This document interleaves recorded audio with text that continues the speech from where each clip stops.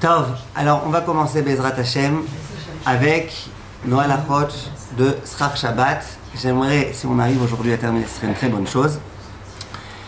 Petit résumé en une minute, Bli Neder, du cours de la semaine dernière. On disait la semaine dernière qu'il y a un interdit d'ordre rabbinique qui consiste à être payé pendant Shabbat. Shabbat, je n'ai pas le droit de recevoir un salaire pour une chose que j'ai accomplie pendant Shabbat. L'interdit, c'est pour celui qui reçoit le salaire. Donc même si c'est un goy qui m'engage et qui souhaite me payer, c'est un problème. On a dit la semaine dernière que c'est un interdit d'ordre rabbinique, puisque j'ai pas allumé de feu, j'ai pas écrit, j'ai pas coloré, j'ai rien fait, j'ai juste reçu un salaire. C'est là que je ne l'ai même pas reçu pendant Shabbat pour qu'ils me disent que c'est mouktsé, je l'ai reçu après Shabbat. C'est un interdit d'ordre rabbinique. Maintenant, on avait dit la semaine dernière, on vous attend Madame Smith.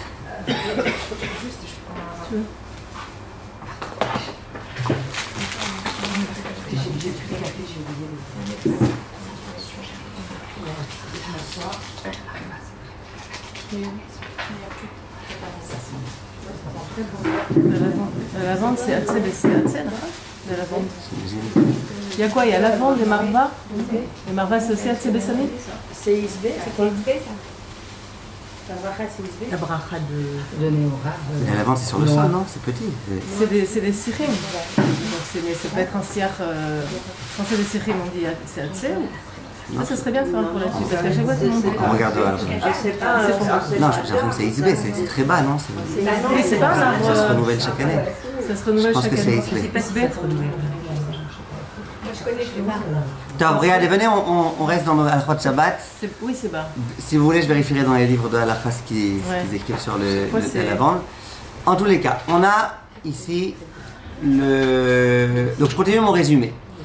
On a dit qu'il y a un concept qui s'appelle Avla'a. Havla'a, ça voulait dire inclure le paiement dans un autre paiement. Ça veut dire, si quelqu'un travaille chez moi, une babysitter qui vient tous les jours, ou une femme qui vient aider une personne âgée, ou quoi que ce soit, quelqu'un qui vient tous les jours de la semaine, y compris le Shabbat, eh ben, j'ai le droit de le payer un paiement global qui inclut le Shabbat.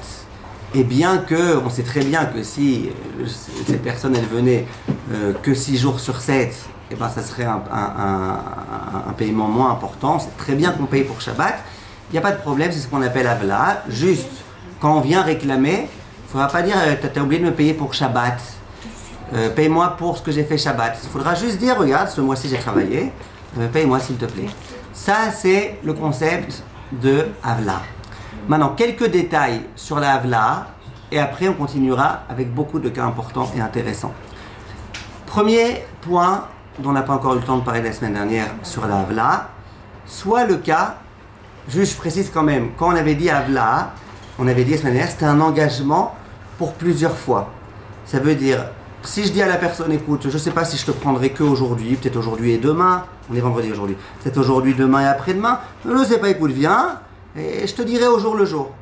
Ça ne s'appelle pas Avla. Ça s'appelle que chaque jour tu viens, chaque jour tu pourrais licencier cette personne-là ou ne pas l'engager. Donc chaque jour tu payes pour quelque chose à part, ça c'est autre chose. Mais si d'emblée je dis à la personne, j'aurai besoin de toi pendant une semaine, donc tu viendras tous les jours, t'inquiète pas, le prix que je te payerai chaque jour c'est tant et tant, ça, il n'y a pas de problème. Au moment où je payerai pour Shabbat. Maintenant la question qui est posée, c'est de savoir si jamais on fixe un prix. Par exemple, je dis à la personne, tu travailleras pendant un mois. Évidemment, les Shabbatot inclus, on parle d'un travail permis.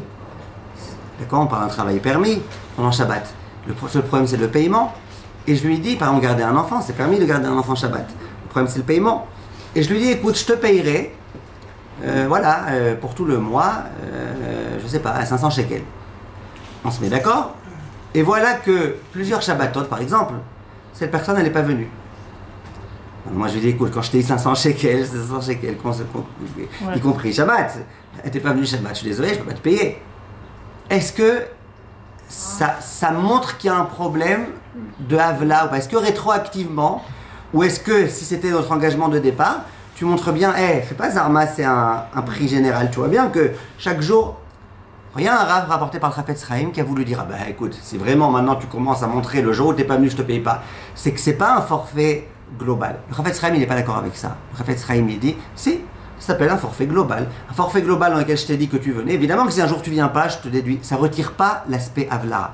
Donc, même si j'engage quelqu'un, c'est pas forcé que ce soit un forfait général, coûte que tu viennes pas, ce sera toujours le même prix. Ça... Non, ça peut être un forfait général, dans lequel, évidemment, s'il y a des fois où tu n'as pas pu venir, eh ben, on déduit. Comme un employé et exactement. un employeur, c'est pareil. Comme un employé et un employeur, où on fixe un prix très bien du mois, c'est exactement ce qu'il dit Chafetz Chaim, où on fixe un prix mensuel, et si une fois tu viens pas, eh ben, on retire. Ça aurait pu être un autre jour que Shabbat. C'est pas, exactement. C'est pas d'Afka Shabbat. Si tu n'étais pas bien un autre jour que Shabbat, je t'aurais aussi déduit ce paiement. Très bien. Deuxième point qu'on n'a pas eu le temps de dire la semaine dernière, que j'aimerais vous dire, que se passe-t-il si le Shabbat, on paye un tarif particulier, tarif Shtaim, tarif Shabbos. Ça veut dire, la personne, prenons l'exemple d'un serveur. J'ai dit à un serveur, écoute, on a des cérémonies à faire, des soirées, des réceptions à faire tous les jours, y compris Shabbat. Donc voilà, chaque réception t'est payée 300 shekels. Lui me dit, écoute, Shabbat, je vais être loin de ma famille, donc c'est plus compliqué pour moi, en plus c'est Shabbat, donc est-ce que tu peux me payer un peu plus? Donc je lui dis, ok, tous les jours t'es payé 300, le Shabbat t'es payé 500. Est-ce que par hasard, ça ne remettrait pas en cause, en question, l'aspect Avla? Avla, c'est un paiement parmi d'autres, vraiment, il n'est pas mis en relief, c'est vraiment un paiement comme un autre. Non, moi je veux pas le faire non plus. Oui, moi non En France, plus, c'est pareil, le dimanche, c'est payé ça pourrait plus, être, voilà, ça pourrait être le le férié, dimanche. c'est payé plus. Ça pourrait être encore autre chose. Ah, très bien. Rav Shlomo Zalman Auerbach, il a voulu dire que là, c'est un problème, parce que c'est Avla, parce que maintenant tu vois bien que tu payes particulièrement pour Shabbat, mais le Rav Eliashiv, rapporté dans le Sefer Deror Ikra, il dit au nom du Rav Eliashiv, le Rav, que le Rav Eliashiv, il dit, il n'y a aucune différence. Il dit, Ma she'asachar ala Shabbat ou yoter gavoa me'asher she'ar hayamim, lo ma'ale ve'lo morid, ve'ze nikra avla, mikol makom ou mutar. Donc on a Rav Eliashiv, un très grand possèque lui aussi, qui lui pense comme vous. Voilà. Le Rav Auerbach, il pense pas comme vous me dites, oui, je pense que. Mais le Rav Eliashiv, il pense comme vous, donc on a un gadol sur qui se reposer. Ça, c'était les quelques points importants que je voulais vous dire. Maintenant, on en arrive à des points dans lesquels on va voir que la Havla, elle va fonctionner de façon un peu différente que ce dont on parlait maintenant. Là, pour l'instant, on parlait jusque-là que tu prends une babysitter et tu lui dis, tu vas venir 1 heure avant l'entrée de Shabbat, commencer à t'occuper des gosses, et puis je te payerai et pour avant Shabbat et pour pendant Shabbat. Donc ça, c'est une Havla. Là, on va voir un autre type de cas. J'aimerais vous poser une question. Une femme doit se tremper au mikvé vendredi soir. Maintenant, on sait très bien que dans beaucoup de mikvot, je ne sais pas exactement comment ça marche dans celui de Beit Vegan, mais dans beaucoup de mikvot, les personnes, le mikvé, dans tous les mikvot, le mikvé il est payant. La question c'est vendredi soir. On doit se tremper vendredi soir. Donc dans beaucoup de mikvot, et la question c'est est-ce qu'on va être d'accord avec ça, est-ce qu'on va pouvoir autoriser ou pas. Dans beaucoup de mikvot, il est écrit les femmes qui doivent se tremper vendredi soir. Alors souvent, le prix d'abord il est inférieur. Le prix qu'on doit payer quand on se trompe vendredi soir, il est inférieur au prix qu'on doit payer habituellement. Mais en tous les cas, il faut payer un prix. Et alors, bien sûr, il y a écrit, vous viendrez payer après Shabbat. Ou alors payer avant Shabbat. Si vous arrivez avant Shabbat, payez avant Shabbat. Pendant Shabbat, interdit de payer. Mais pourquoi tu payes pour une tvila qui a lieu vendredi soir? Il n'y a pas de forfait. Hein? Et là, alors c'est la question. Est-ce que... C'est pas un travail là. Est-ce qu'il y a un... Ouais, alors c'est pas un travail, mais tu payes. Est-ce que les baladites elles sont payées elles? En France, je dis qu'elles sont pas payées, mais ici je sais pas si elles sont pas payées. Très souvent. Est-ce qu'on paye, en fait quand on va payer l'électricité, l'eau, c'est pas quelqu'un qu'on paye? Oh. Vous voyez quoi d'autre à part ça? mitzvah. C'est une mitzvah. À part ça? Comme C'est le comme une chazal. tzedaka comme ça pourrait être une tzedaka. C'est pas vraiment une tzedaka, c'est un... C'est Parce que tzedaka, c'est quand t'es pas obligé de payer. c'est C'est quand... aussi un forfait, ça fait partie. C'est aussi un forfait. À l'année. C'est que, ouais. Non, elle va pas faire l'année. Non, je passe pas un forfait à l'année. Tu payes dans plusieurs mikvot. Non, chaque fois que je vais, je paye. Mais c'est bien, donc ouais. Donc ça fait. C'est pas un forfait. Tu payes dans plusieurs Un forfait, c'est si je disais au mikvé, écoutez, cette fois-ci je me trompe vendredi soir, le mois prochain, une chance sur 7 que je me trompe vendredi soir, Mistamat, ça sera un autre jour. Donc, dorénavant, au lieu de payer 40 shekels, je paye 80 shekels et c'est pour 2 fois. Ça sera un forfait. Mais les femmes, souvent, c'est pas ce qu'elles font. Elles disent chaque fois, on paye pour la fois. Donc la question c'est sur quoi on peut se reposer. Alors vous avez dit, qui est-ce qui a parlé d'électricité et tout? Un biscuit, très très bien.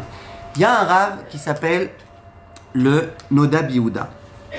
Donc dans Orach Chaim Siman Kavav, le Noda Biouda il écrit comme ça. Il dit Nire la niodati she'en nimchot beyado militol scharo mitre ta'ame. Là-bas on parle donc des balanim, de ceux qui entretiennent le mikvé. Il dit moi je pense qu'il n'y a pas de quoi interdire de recevoir le salaire pour deux raisons. Première raison, ce que vous avez dit Mme Bergel, il dit il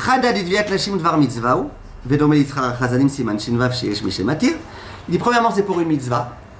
On n'est pas encore rentré dans l'aspect mitzvah. Dans 5 minutes on consacrera toute une partie sur le paiement quand il s'agit d'une mitzvah. Donc ça c'est un premier aspect, une première raison d'autoriser. Après il dit le Rav, et c'est là c'est ce qui m'intéresse le plus maintenant pour que vous compreniez bien qu'est-ce qui est inclus dans Avla. Il dit Ve'od Share schar ha'etzim vadaï mutar. Il dit quand je viens au mikvé, le mikvé il est chauffé. Il faut payer le bois. À l'époque c'était du bois, aujourd'hui c'est de l'électricité, ou c'est du solar, ou c'est de l'essence.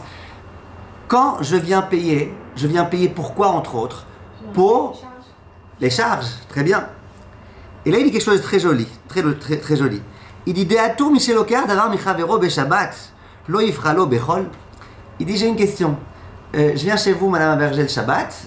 Je vous demande, sans dire le mot prête-moi, je vous demande un paquet de lait. Parce que c'était Shabbat, je suis dispensé de vous le rendre après Shabbat?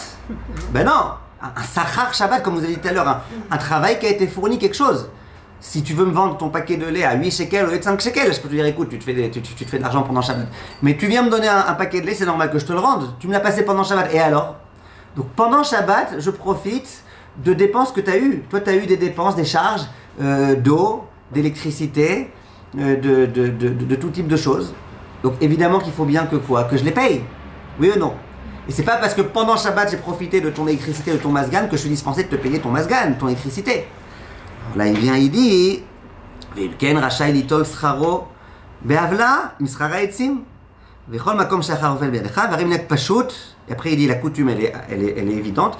Shalashim atovlot beshabbat shenotim le baal amikve scharo, que les femmes qui se rendent Shabbat elles payent. Donc c'est quoi la raison? La raison c'est dans les 40 shekels ou dans les 80 shekels, je sais pas combien il faut payer. Tu es d'accord qu'il y a quand même au moins 10 shekels que je dois te payer pour les charges, pour le ménage qui a été fait avant Shabbat et grâce auquel le mikvé il est propre, pour l'eau, pour les produits qu'on met. Il y a tout type de choses. Et ça tu es d'accord que je dois te le payer même si je me suis trompé pendant Shabbat.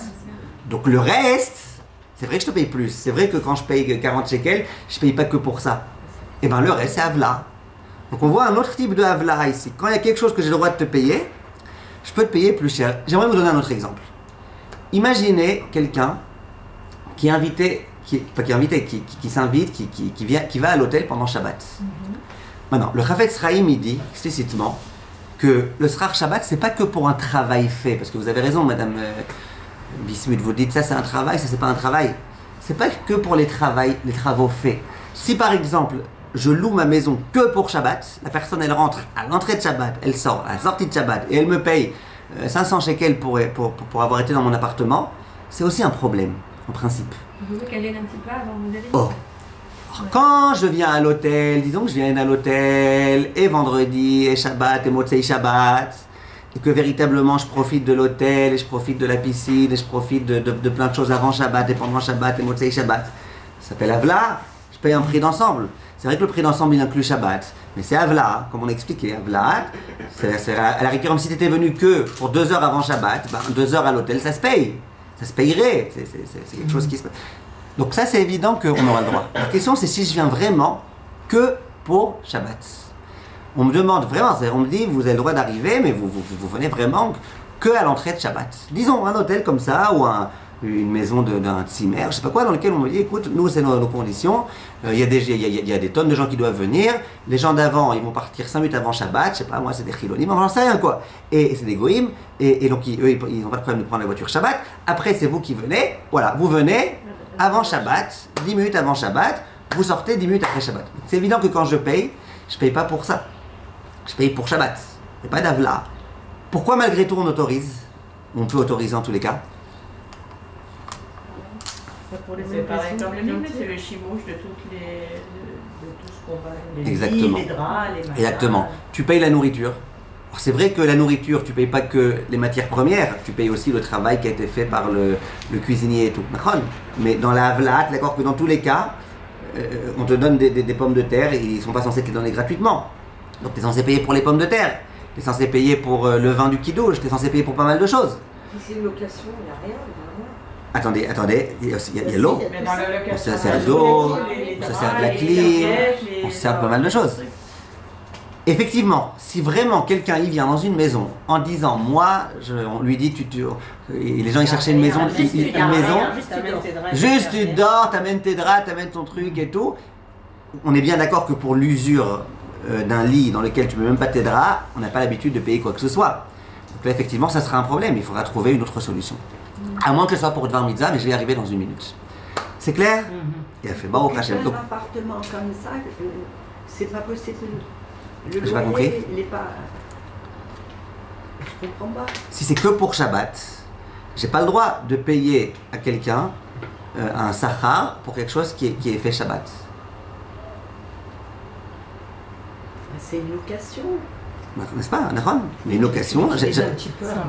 c'est une location dont je paye un paiement pour le jour de Shabbat. Ouais, mais si c'est un Shabbat Ratan et que tes invités ils sont arrivés ça. pile à l'heure. Mais il y aura Maman, toujours à l'heure de enfin, Kimat à l'heure de la Ok. Et juste pour dormir. Et souvent, c'est juste pour Oui, dormir. mais il y aura un service quoi qu'il arrive. J'arrête le ménage, que la maison elle soit propre. Nahon? Si tu as eu besoin de faire le ménage avant, hein, pour que la maison elle soit Il y a propre. le Nahon? ménage et la Nahon? la Oui, maison c'est pas soit mal propre. noté, il faut que ça Ça c'était le premier point